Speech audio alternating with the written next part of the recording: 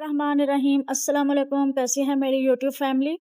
आज की वीडियो में मैं आपको 250 ml शैम्पू बनाने का मुकम्मल तरीका सिखाऊंगी। और ये जो शैम्पू आपको अभी नज़र आ रहा है, ये 24 घंटे के बाद का है। तो देखें, बिल्कुल ट्रांसपेरेंट और बहुत अच्छा थिक शैम्पू बनके तैयार हुआ है। तो मैंने सोचा इसको क्यों ना थोड़ा सा कलर दे दिया जाए। तो जो फूड कलर हम खाने में इस्तेमाल करते हैं, वो मैंने इसमें 3 से 4 ड्रॉप डाल दिए हैं ताकि शैम्पू का कलर थोड़ा अच्छा हो जाए। ये फ़ॉर्मूला मैंने खुद तैयार किया है, खुद इस्तेमाल किया और इसके बाद आपके साथ अपना तजुर्बा शेयर कर रही हूँ। इस शैम्पू में एलोवेरा, ग्लिसरीन, हाइड्रोलाइज़्ड, डाइमेथिकॉन, एमल्शन शामिल हैं, जो बालों को साफ़ रखने और इन्हें नरम महसूस कराने में मदद देते हैं। इस वीडियो में आप सीखेंगे 250 ml शैम्पू बनाने की मुकम्मल रेसिपी, तमाम रॉ मटेरियल की सही मिकदार, मिक्सिंग का तरीका, पीएच और थिकनेस को कैसे एडजस्ट करें और वो एहतियातें जिनसे गुठलियाँ या फार्मूला ख़राब होने से बच सकता है। मेरे अपने इस्तेमाल का तजुर्बा, मैंने ये शैम्पू खुद इस्तेमाल किया है, इसकी झाग बहुत अच्छी बनी और बाल बहुत अच्छी तरह साफ़ हुए। चूँकि मेरे बाल पहले ही काफ़ी ड्राई और डैमेज हैं, इसलिए शैम्पू के बाद बाल काफ़ी नरम महसूस हुए। अगर आपके बाल भी बहुत ज़्यादा रफ़ हैं, टूट रहे हैं, गिर रहे हैं, जड़ों से निकल रहे हैं, तो आप मुझे अपना मसला बताइएगा। ये मेरा स्क्रीन पर नंबर आ रहा है, तो मैं आपको भी उसके लिए अलग से शैम्पू बना के दूँगी। इंशाल्लाह आपको फ़ायदा होगा। ये फ़ॉर्मूला हेयर रिपेयर शैम्पू के तौर पर तैयार किया गया है। अगर आपके बाल बहुत ज़्यादा ख़राब हैं या आपको डैंड्रफ, शदीद हेयर फॉल या स्कैल्प का कोई मसला है, तो इसके लिए अलग फ़ॉर्मुलेशन की ज़रूरत है। तो सबसे पहले हम पानी की मेज़रमेंट करेंगे। हमें चाहिए पानी 168 ग्राम। अगर आप पहली बार शैम्पू बना रहे हैं तो ये वीडियो आखिर तक ज़रूर देखें, क्योंकि इसमें मैं आपको वो तमाम एहतियातें भी बताऊंगी जिनसे शैम्पू में गुठलियाँ, सेपरेशन या थिकनेस के मसाइल पैदा नहीं होंगे। तो हमें चाहिए पानी 168 ग्राम। सकते हैं हमारे किचन स्केल पे 168 ग्राम पानी मेजरमेंट हो जाए, बाउल में डाल देंगे। इसके बाद आपने लेनी है 4 ग्राम ग्लिसरीन। अच्छे से मिक्स करेंगे इसको। ग्लिसरीन क्या काम करती है? ग्लिसरीन बालों में नमी बरकरार रखने में मदद देती है और बालों को खुश्क होने से बचाती है। ग्लिसरीन के बाद आपने लेना है टेक्सापॉन N70 45 ग्राम।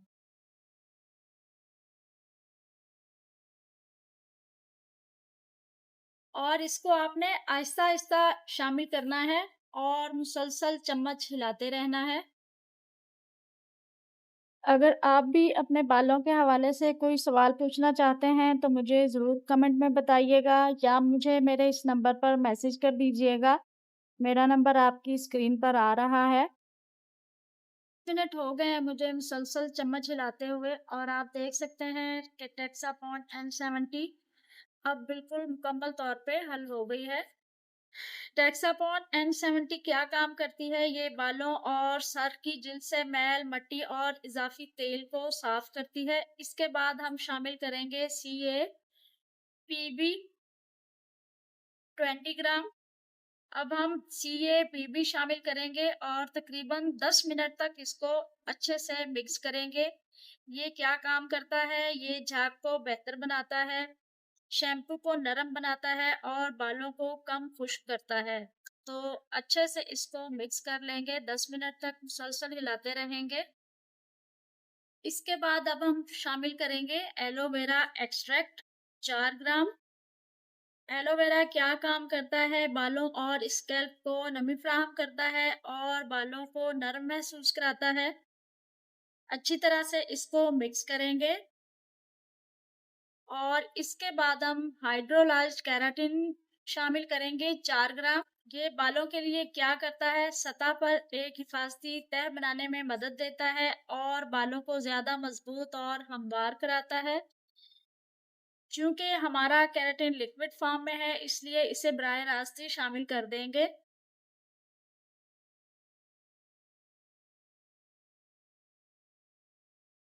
इसको भी बहुत अच्छे से मिक्स करेंगे।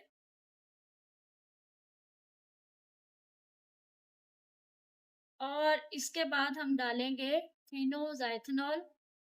क्या काम करता है? शैम्पू को बैक्टीरिया, फंगस और खराब होने से बचाता है और शेल्फ लाइफ बेहतर बनाता है।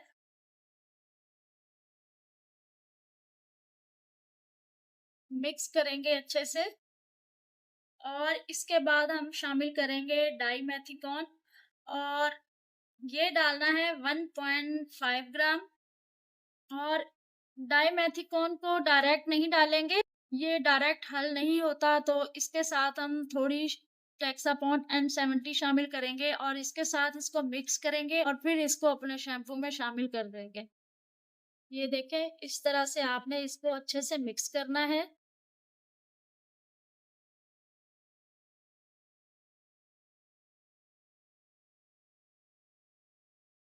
और ये अब बिल्कुल अच्छे से मिक्स हो गई है, तो अब हम इसमें अपना शैम्पू डालेंगे।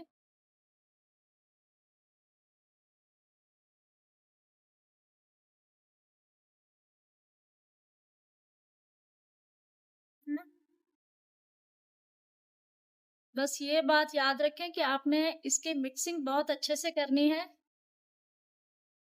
ताकि कोई भी गुठली वगैरह इसमें ना बने।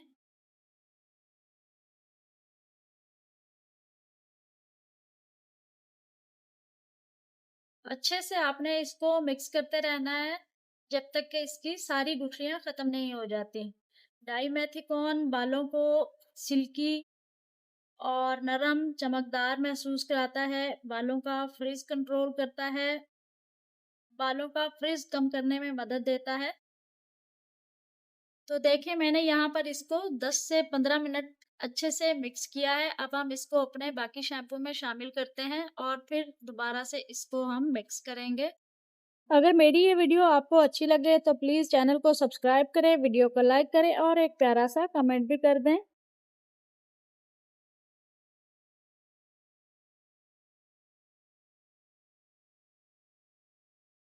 और अब हम इसमें फ्रेगनेंस शामिल करेंगे, जो आपको पसंद हो आप वो फ्रेगनेंस इसमें डाल दें।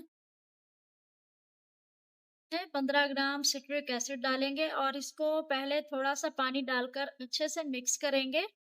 सिट्रिक एसिड मैंने इसलिए शामिल किया है ताकि मेरे शैम्पू का पीएच लेवल बिल्कुल ठीक रहे। तो इंशाल्लाह नेक्स्ट वीडियो में मैं अपना पीएच लेवल सेट सेट करने वाला मीटर भी मंगवा लूँगी। फिर मैं आपको यहाँ पर पीएच लेवल चेक करने का तरीका भी बताऊँगी। बस ये बात आप याद रखें कि शैम्पू की मिक्सिंग ही असल चीज़ है। जितना अच्छा शैम्पू मिक्स होगा, उतना अच्छा शैम्पू बनेगा। अच्छे से मिक्स करने के बाद अब हम इसको शैम्पू में शामिल कर देंगे। और अब हम सबसे एंड में शामिल करेंगे सोडियम क्लोराइड 3 ग्राम। और यहाँ पर मैंने सोडियम क्लोराइड लिया है हाफ चम्मच। इसमें भी हम थोड़ा सा पहले पानी शामिल करेंगे, इसको अच्छे से मिक्स करेंगे और फिर अपने शैम्पू में शामिल करेंगे। सोडियम क्लोराइड से हम शैम्पू की थिकनेस सेट करते हैं।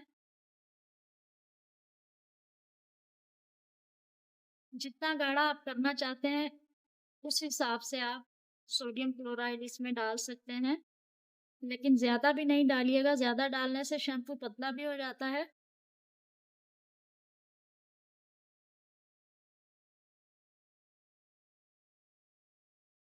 अब हम इसको शैम्पू में शामिल कर देंगे।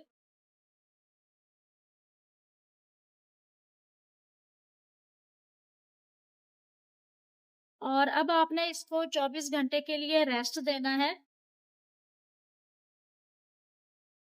और 24 घंटे के बाद हम देखेंगे इसकी असली हालत।